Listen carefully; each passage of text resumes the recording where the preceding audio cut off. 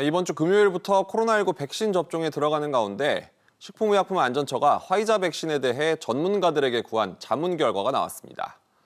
예방 효과가 탁월하고 만 16세 이상 청소년에게도 투여가 가능하다는 분석이 나왔는데요.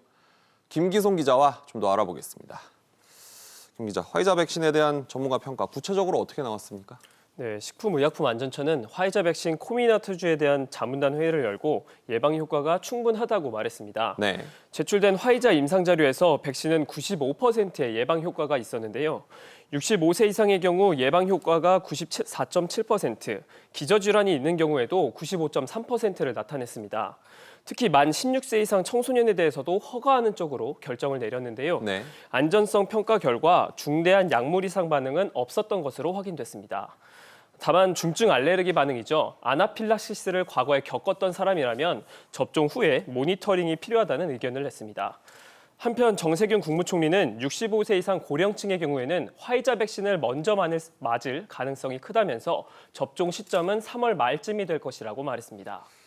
이제 금요일에 시작하는 접종 관련해서 질병관리청이 가이드라인을 내놨는데 몇 가지 자세히 알아보죠. 우선 몸에 열이 나는 사람들도 접종할 수 있습니까? 네, 일단 질병청은 감기나 설사 같은 경미한 증상이라면 접종을 미룰 필요가 없다고 설명했습니다.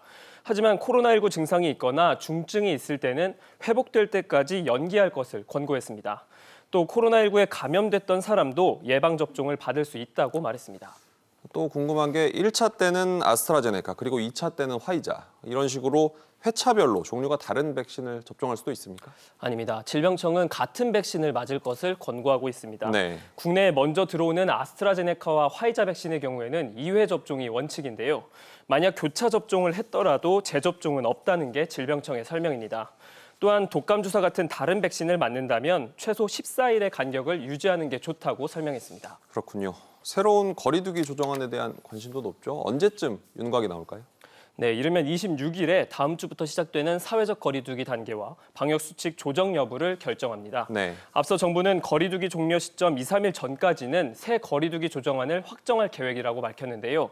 현재 직계가족 모임을 제외한 5인 이상 사적 모임 금지가 유지되고 있는데 이번 거리두기 조정안에 이 조치도 포함될지 여부가 관심사입니다. 그렇군요. 김 기자, 잘 들었습니다.